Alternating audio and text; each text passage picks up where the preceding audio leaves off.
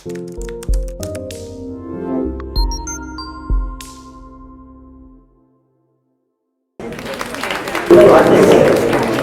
प्रांगण में मैं पहली बार आया हूँ।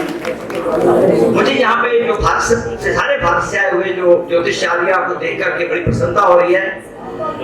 और आज जो मुझे टॉपिक दिया गया है वो आप समझते हैं कि वो आयुर्वेद के है, क्योंकि मैं एक आयुर्वेदाचार्य हूँ और मुझे बड़ा अपने आप से बड़ा महसूस हो रहा है यहाँ पे आकर के कि हमारा आयुर्वेद जो है, जिसकी एक पूरी जान जो है वो ज्योतिष है। ज्योतिष और आयुर्वेद एक दूसरे के ऐसे उत्प्रोत हैं, जैसे आप कहते हैं ना वेद की आंख है ना, ज्योतिष को वेद की आंख कहा गया है, आयुर्वेद जो है अथर्ववेद का उपअंग है। तो आयुर्वेद में जो ज्योतिष के बारे में, क्योंकि ज्योतिष के बिना आयुर्वेद अधूरा है। और आज मैं समझता हूँ जैसे हम लेबोरेटरी टेस्ट करके आते हैं, कि लेबोरेटरी की रिपोर्ट लेके आते हैं, डॉक्टर के पास जाते हैं तो वो आपको अपनी रिपोर्ट देता है कि ये मेरे ये टेस्ट आए हैं, फिर वो डॉक्टर जो है वो उसको ऑब्जर्व करता है। मैं समझता हूँ कि आज समय बिल्कुल एग्जैक्टली ऐसा ही आ गया है कि सबसे पहले जो है ग्रह नक्षत्र देखे जाए। ज्योतिषाचार्य के पास पेशेंट को जाना चाहिए, उसको पता होना चाहिए कि मेरा जो है कौन सा दोष इस टाइम पे है, कौन सी ग्रह दशा चल रही है, क्योंकि उसकी इंपोर्टेंस बहुत ज्यादा है ना। हमारे जो मुझे कथा याद आती है, एक वैदिक साहित्य में पढ़ रहा था थोड़ा, तो उसमें उज्जैन नगरी में राजा हर्षवर्धन, आप सब जानते हैं, सबने नाम सुना होगा, 7th सेंचुरी की ये बात है। वो बहुत बीमार हो गए थे, बहुत ज्यादा बीमार हो गए थे और बड़ी सीरियस कंडीशन थी उनकी। उनके राजवैद्य ने भी जवाब दे दिया था कि आप ये ठीक नहीं हो सकते। उसमें भी बड़े कमाल के वैद्य थे जो सिंधु नाम से प्रसिद्ध थे, उनको प्राणाचार्य कहा करते थे। प्राणाचार्य की डिग्री उसको कहा दी जाती है जो दिए हुए प्राणों में भी ये प्राण फूंक देता है। तो ऐसे विद्वान वैद्य जो थे सिंधु, जब उनको बुलाया गया तो उन्होंने बड़ी अपनी रिसर्च की थी। 3 प्रकार की उन्होंने दवाइयां बनाई थी, 3 उन्होंने गोलियां तैयार की थी कि जो एक बहुत ही सीरियस पेशेंट को दी जाती थी। तो राजा हर्षवर्धन को जो है वो उन्होंने मेडिसिन दी, क्योंकि टाइम बड़ा थोड़ा था। आते ही उन्होंने एकदम से गोली दे दी। गोली दी तो उनको ठीक हो जाना चाहिए था, जिस प्रकार का उनका रेपुटेशन था। परंतु दवाई लेने के बावजूद भी 2 घंटे बीत गए, 3 घंटे बीत गए, शाम हो गई, बिल्कुल वो ठीक नहीं हुए। तो बड़ा ही वो मायूस हो गए, बहुत ही मायूस होकर के उन्होंने कहा ये आयुर्वेद तो बेकार है, ये क्या फायदा है मुझे इसका करने का। वो सारी किताबें लेकर के नदी के किनारे पे चले गए, बड़े मायूस होकर पेड़ के नीचे बैठे थे। तो वहाँ पे भगवान दत्त जो अपने समंत्री जो है वो एक युवा के रूप में आए, तो उन्होंने कहा भाई, उन्होंने अपना इंट्रोडक्शन दिया। कहते इतने मायूस होने की क्या बात है, तुमने उस टाइम पे उसकी जो है उसकी जो लगन देखा था, क्या जन्म पत्री देखी थी, क्या तुमने वो देखा था कि उसके ग्रह कैसे चल रहे हैं। तो जब उन्होंने देखा, बड़ा महसूस किया कि सच में तो जल्दी में आकर के मैंने दवाई दे दी। और फिर उन्होंने वो सारी उनकी होरोस्कोप निकाली, है ना। होरोस्कोप को मैं कई बार कहता हूँ कि जैसे अल्ट्रासाउंड होती है ना, अल्ट्रासाउंड में हम सारी पिक्चर क्लियर हो जाती है। तो अल्ट्रासाउंड जो है, जैसे कि हम कहते हैं एस्ट्रोलॉजी जो है वो उसकी जो है वो जो हमारे ग्रह नक्षत्रों की जो है क्लॉक है, तो उसकी जो होरोस्कोप है वो उसकी जो है उसको पूरी तरह से वो उसका पता चलता है।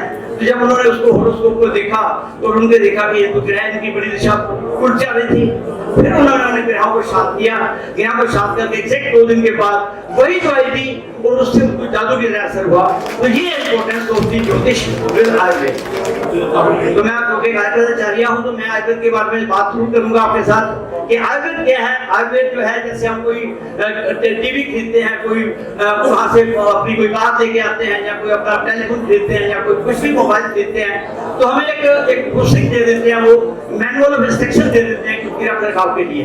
तो एग्जैक्टली आयुर्वेद जो है हमारे रख रखाव के लिए एक ऐसी पुस्तक का नाम है जो कि हमारी जो है हेल्दी को हेल्दी रखने के लिए है। वो जो पुस्तक का नाम जो है, जिसको हमारे ऋषि मुनियों ने दिया धरोहर के रूप में, जैसे हमारे ज्योतिष का ज्ञान जो वैदिक ज्योतिष है ये भी हमारे धरोहर के रूप में मिला है। इस धरोहर को जो है आयुर्वेद में उसको बड़े अच्छे तरह से संकलन किया गया है। तो आयुर्वेद की परिभाषा क्या है, हित अहितम सुखम दुखम आयुर्वेद हित हितम मानव जगत उत्तम आयुर्वेद से अपने। आयुर्वेद वो ज्ञान है जिसमें क्या हितकारी है, क्या अहितकारी है, क्या सुखकारी है। तो ये सारी चीजें हमें ज्योतिष में भी बताई जाती हैं कि किस ग्रह में कौन सी औषधि, ज्योतिष शास्त्र में भी ऐसा ज्ञान मिलता है। तो मैं अपने आप को बड़ा इस बात पे बड़ा महसूस करता हूँ कि क्योंकि पहले जमाने में हमारे जो आयुर्वेदाचार्य की डिग्री को मैं पूरे कंप्लीट नहीं मानते थे जब तक उसको ज्योतिषाचार्य वो नहीं होते थे। तो आज जो है वो समय ऐसा है कि हमारे जो आयुर्वेदिक कॉलेज है वहाँ पे भी मैं चाहूंगा कि वहाँ पे ये ज्योतिष का ज्ञान जो जैसे योग को जोड़ दिया है, ज्योतिष को भी जोड़ना बहुत अनिवार्य है, ताकि हम जो है कम से कम वैल्यू की मेडिसिन दे करके अपने उसके ग्रहों को, नक्षत्रों को ध्यान में रखते हुए उस औषधि का प्रयोग करें तो हमें फायदा हो सकता है। तो जो आयुर्वेद के बेसिक प्रिंसिपल्स है वो क्या है? पंचमहाभौतिक सिद्धांत है, सभी को पता है कि सर्वधर्माणी पंचमहाभौतिक मतलब शास्त्र। ज्योतिष में भी वही हमारे 5 जो है, हर राशि के साथ कोई ना कोई तत्व है, क्योंकि जो 5 तत्व है वो तो बेसिक एलिमेंट्स है, तो जिसके बिना ज्योतिष भी अधूरा है, हमारा जो आयुर्वेद भी अधूरा है। आयुर्वेद के जितने भी दोष है वातपित्त कफ, इसके ऊपर हम चिकित्सा करते हैं, है ना। वो वातपित्त कफ के भी जो कॉन्स्टिट्यूशन देखें तो वही 5 तत्व है। उनकी जैसे पृथ्वी जीवन जल जो है वो हम कह देते हैं पृथ्वी जीवन जल, इसको रुका है ना। फायर का तत्व जो है वो पित्त को कहते हैं, अग्निदेव शरीरम पित्त अंतर्गत है शुभ शुभानी करोति, जो अग्नि है वो पित्त के साथ जुड़ी। ऐसा ही हमारे ज्योतिष में है कि एक एक चीज आपस में समन्वय रखती है।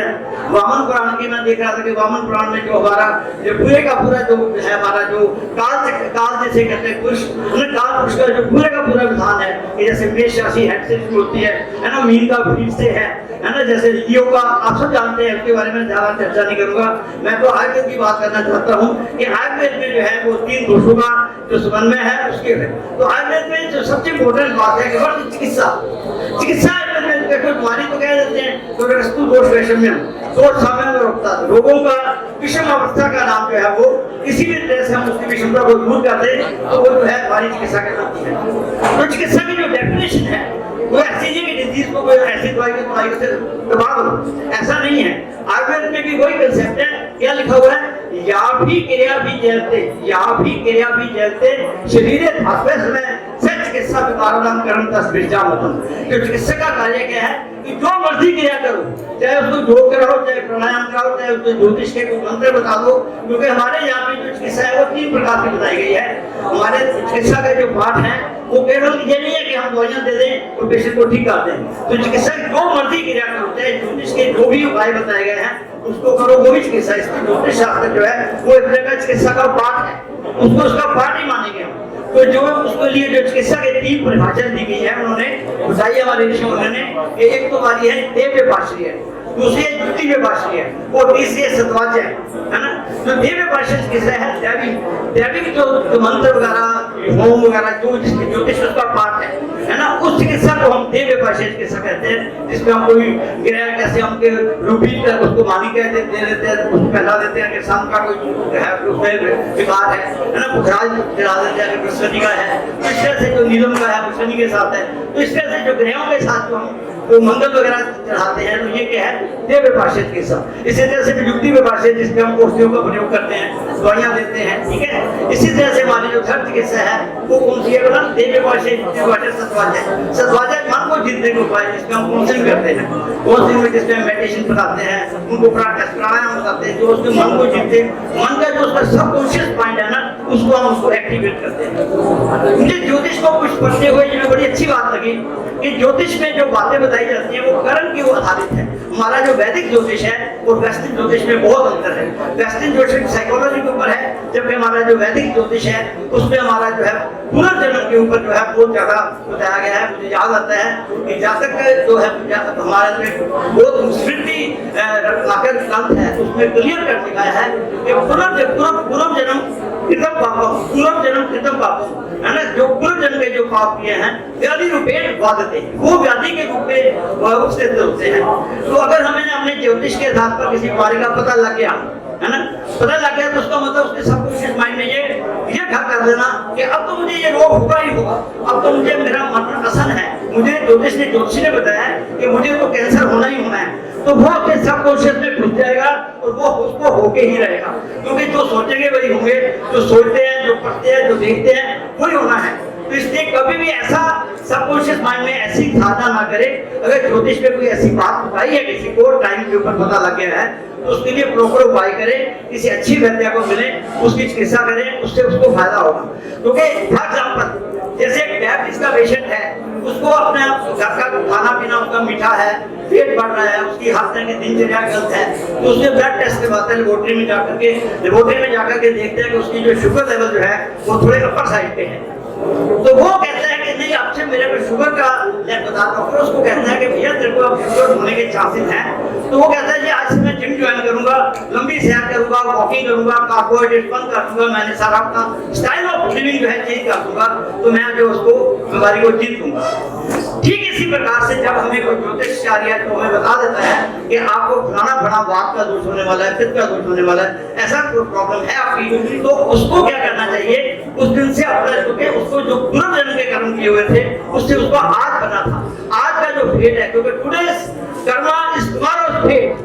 तो ये बात याद रखना हर ज्योतिषाचार्य को ही चाहिए, तो उसको अपने जो भी उसके बाद पेश आता है उसको ये बताएं कि भाई अगर आपका मैंने फेट बता दिया, अगर आप अपने कर्म सुधार होगे, अपना रहना सहना, अपना सोच विचार, अपना दिनचर्या, आप शुभ रखोगे, आपके पाप अशुभ कर्मों का फल मिला है। अशुभ कर्मों को पाप कर्म लिखा हुआ है, वहाँ पे स्मृति जातक में क्या लिखा है कि व्याधि आपको पाप कर्मों का फल है, कुछ लोगों को पढ़ते हैं तो पाप कर्मों का फल है ना। राजलक्ष्मी के शाप का उसको बताया गया कि वो 27 के शब्द जो देवियां थी, रानियां थी, उसकी चंद्रमा उसको ये रोग हुआ तो शाप मिला उनके। इस तरह से जो कर्म जब है, जब हम सुधार देते हैं, जब हम अपने कर्मों को बेटर कर देंगे तो हम जो है आने वाले लोगों से बच सकते हैं। तो मैं ये समझता हूँ कि मुझे दो ही मैसेज देना चाहूंगा, एक तो मैं ज्योतिषाचार्य को और आयुर्वेदाचार्य को बहुत नजदीक पहुंचाना चाहिए, दोनों को जो है एक दूसरे का सम्मान करना चाहिए और एक दूसरे से मिलजुल करके, मैं यहाँ पे बैठे हुए जो विद्वान बैठे हुए हैं उनको मैं निवेदन करूंगा कि जब भी हम लोग जो आयुर्वेदिक वाले डॉक्टर्स हैं, क्योंकि आज बड़ी दुख की बात है, पहले तो हमारे पार्ट एंड पार्सल था, हमें पढ़ाया जाता था, परंतु आज हमारे जैसे आयुर्वेदाचार्य को ज्योतिष का बहुत ज्यादा नॉलेज नहीं है, हमें उसकी हेल्प चाहिए। ज्योतिषाचार्य हमें बताएं कि इसमें इस तरह का ग्रह है, ये ग्रह दशा जा रही है, इसको इस तरह की दवाई दी जाए, तो हम उसको वंडरफुल रिजल्ट दे सकते हैं, बहुत सारी भयंकर बीमारियों को बड़ी आसानी से जीत सकते हैं, क्योंकि हमारा जो है बहुत ज्यादा शब्दों के साथ मैं प्रस्थान करता हूँ। धन्यवाद बहुत बहुत।